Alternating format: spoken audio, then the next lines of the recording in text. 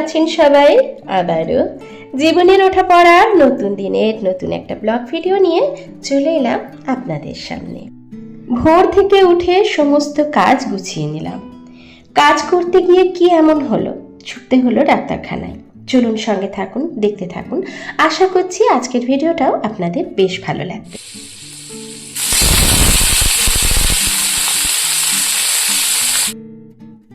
তো এদিকে ভোরবেলা উঠেই কিন্তু হেলদি ব্রেকফাস্ট করতে চলে এসেছি, কারণ ছেলেদের স্কুল আছে। তো আজকেও কিন্তু ঝাল সিমুই করছি। ওই যে একটু বাদাম দিয়েছি, একটু কিশমিশ দিয়েছি, মটরশুঁটি, সুইট কর্ন যা যা ছিল সব কিছুই দিয়েছি। তবে সব কিছু কিন্তু বয়েল করা আছে, যেহেতু বেশি তেল দিয়ে ভাজবো না। আর মটরশুঁটি, সুইট কর্ন, আলু এগুলো কিন্তু সব বয়েল করে তারপরে হালকা তেলে ভেজে একটুখানি আদা দিয়েছি শেষের দিকে। আদা দিলে না ফ্লেভারটা অন্যরকম হয়, খেতে বেশ ভালো লাগে। এই যে এটা আমার রেডি হয়ে গেছে। তো আজকে আমি হালকা একটু জল বেশি দিয়েছিলাম আর কি, বাচ্চারা যেহেতু খাবে।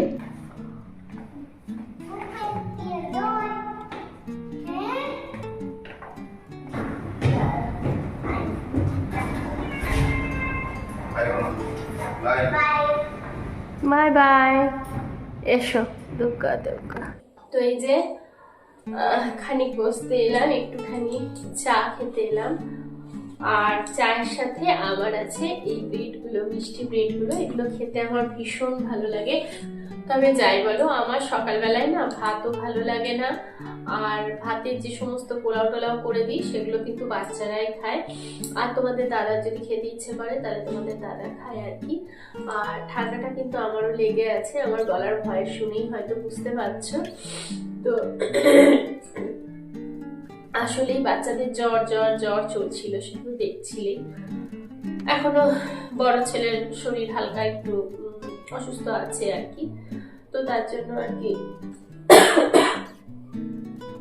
সরি, আমারও ঠান্ডাটা হালকা একটু লেগে আছে। তো ভাবলাম চলো একটু বসে একটু চা খাই। আমার পছন্দের জিনিস এই পাউরুটি আর চা। আর যে টিফিন করেছি সেগুলো ওদেরকে দিয়েছি, আমার জন্য নয়, কারণ আমার ভালো লাগে না। হ্যাঁ, আমার এই চায়ের সাথে হালকা একটু মুড়ি খেলাম। হ্যাঁ, রুটি যেদিনকে হয় সেদিনকে আমি খাই, কারণ সকালবেলা রুটিটা আমার পছন্দ। তবে ভাত, তারপরে পোলাও ভাতের, তারপরে ওই যে সিমুইয়ের পোলাও, কোনো কিছুই আমার ভালো লাগে না। আর যেটা ভালো লাগে না সেটা খেয়ে লাভ নেই। আমি একটুখানি ছোলা সেদ্ধ খেয়েছি প্রথমে, আর তারপরে এই চা আর এই ব্রেডটা খেয়ে নেবো, বাস তাহলেই হয়ে যাবে।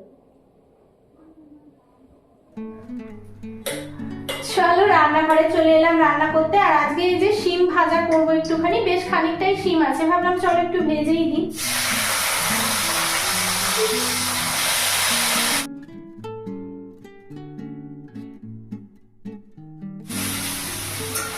এই যে আজকে কিন্তু নতুন ধরনের একটা মানে বড়া দিয়ে সবজি করবো বলতে পারো। আর বড়াটা একদম নতুন ধরনের। তো আজকে দেখলাম অনেক সবজি আছে, তো সবজিগুলোকে না একদম গ্রেট করার মতো করে কুচি কুচি করে কেটে নিয়েছি।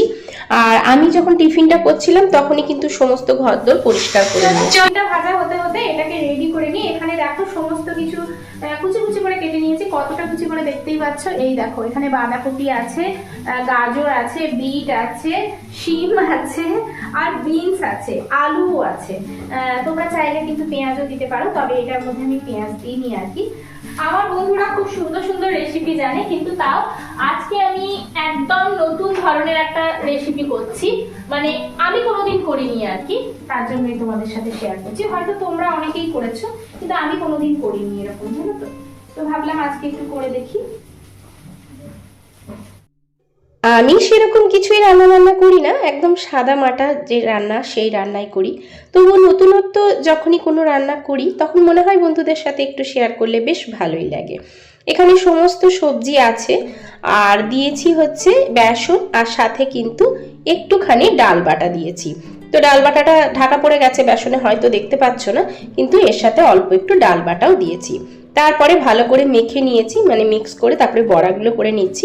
তবে ডাল বাটাটা করার সময় না একটুখানি ডাল বাটাটা একটু নরম হয়ে গেছিল। ডাল বাটাটা যদি একটু শক্ত থাকতো বড়াগুলো আরো গোল গোল হতো। যাই হোক, যেমনই হয়েছে। তো এরকম করেই সমস্ত সবজি দিয়ে বড়াটা করে নিলাম। তো এখানে সবজির মধ্যে কিন্তু বাঁধাকপির থেকে শুরু করে গাজর, বিট, আলু সমস্ত কিছু আছে।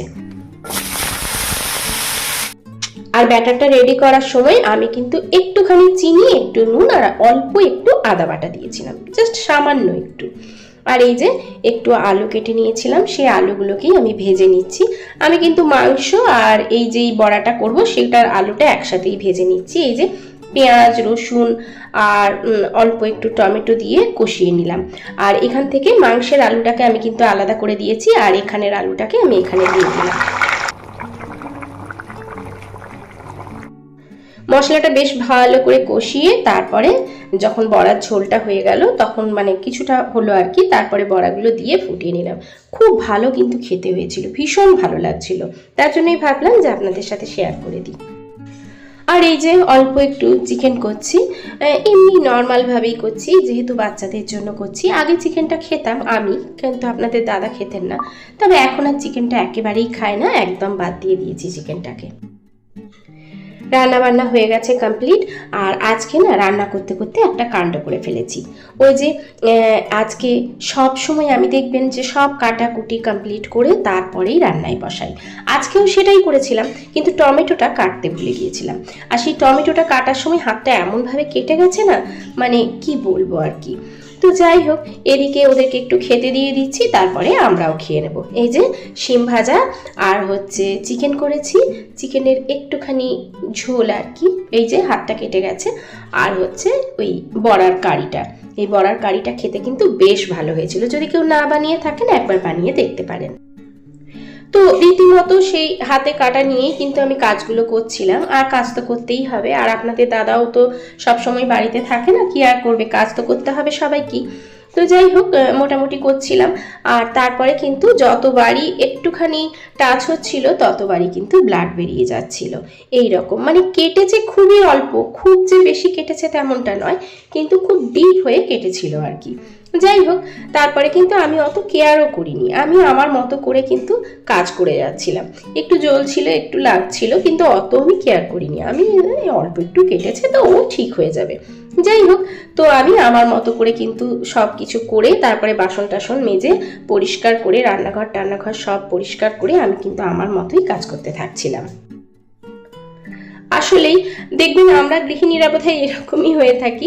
আমাদের মনে হয় কি বাচ্চারা চলে আসবে, ওদের আর কি সময় হয়ে যাবে, ওরা খাবার টাইম হয়ে যাবে, ওই জন্য তাড়াহুড়ো করে সব কাজগুলো করতে থাকি। আর কখনো কখনো তো মিস্টেক হয়েই যায়, তাই না? আসলে আমরা গৃহিণীরা বোধহয় এরকমই, তাই না?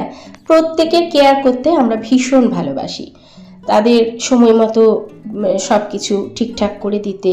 তাদের যদি কিছু হয় আমরা ছটপট করতে থাকি, কিন্তু নিজেরটা আমরা অত কেয়ার করতে ভালোবাসি না। আসলেই আমাদের মনে হয় অত সময় কোথায়, তাই না? আমিও কিন্তু আপনাদেরকে বারবারই বলি নিজের যত্ন নেবেন, নিজের কেয়ার করবেন, কিন্তু আমিও কিন্তু সেই একই পর্যায়েই পড়ি আর কি।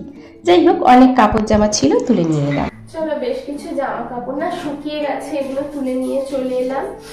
আর ভাবলাম যে এখনই ভাঁজ করে নিই, কারণ ফেলে রেখে লাভ নেই।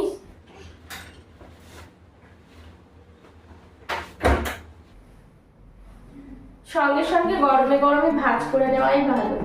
আর দেখবে জামা কাপড় যদি পরে থাকে না অগোছালো ভাবে, তখন না মনে হয় কি যে আরো যেন চারিদিকটা অগোছালো লাগছে। ভাবলাম ভাঁজ করে নিই।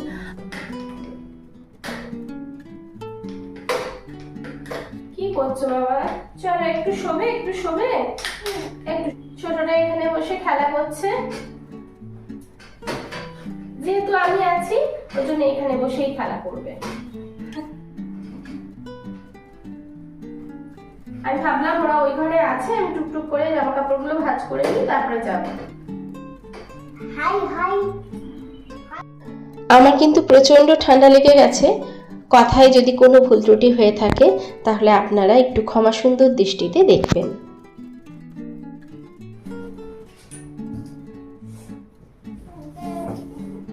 আমার বাইরে যায়।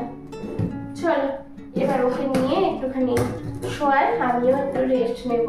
ঘুমবো না, কিন্তু তাও একটুখানি রেস্ট নেব। তারপরে এই যে তোমাদের যে কমেন্টগুলো সেইগুলোর একটুখানি রিপ্লাই দিই, কখনো কখনো একটুখানি পড়ি, নিজের মতো করে গল্পের বই, আরে ভালো লাগে। চলো ওকে একটু শোয়াই, আমি একটু রেস্ট নিই। চলো বাবা চলো। এই যে সন্ধেবেলায় কিন্তু আবারও ব্লাড বেরোচ্ছে, সমানে নিজে থেকেই ব্লাড বেরিয়ে যাচ্ছে। আপনাদের দাদা প্রচণ্ড বকাবকি করছিলেন, দিয়ে ডাক্তারের কাছে গেলাম। ডাক্তার একটা ইঞ্জেকশন দিলেন, বললেন ভালো করেছেন, না এলে কিন্তু এটা বড় বিপদও হতে পারতো, কারণ এখনকার দিনে কোনো কিছুই ফেলে রাখা যায় না। যাই হোক, প্রত্যেকের জন্য রইল অনেক অনেক ভালোবাসা, রইল আন্তরিক শুভেচ্ছা। সবাই সুস্থ থাকবেন, ভালো থাকবেন, নিজের খেয়াল রাখবেন, পরিবারের খেয়াল রাখবেন, অবশ্যই নিজের যত্ন নেবেন। ভিডিওটা ভালো লেগে থাকলে ছোট্ট একটা লাইক দিয়ে পাশে থাকবেন, বেশি ভালো লেগে থাকলে ফ্রেন্ড আর ফ্যামিলির সাথে শেয়ার করবেন, আর সাবস্ক্রাইব করে আমার পাশে থাকবেন। চলো চলো চলো চলো চলো, গুড বয় না। আরে এদিকে দৌড়াদৌড়ি হচ্ছে। চলো একটা ইঞ্জেকশন নিয়ে চলে এলাম। আর কেঁদেছিল না? ও একদিন ইঞ্জেকশন নিয়েছিল, কেঁদেছিল না। তাহলে আজকের ভিডিওটা এখানেই শেষ করছি, দেখা হবে পরবর্তীকালে নতুন একটা ভিডিওর সাথে।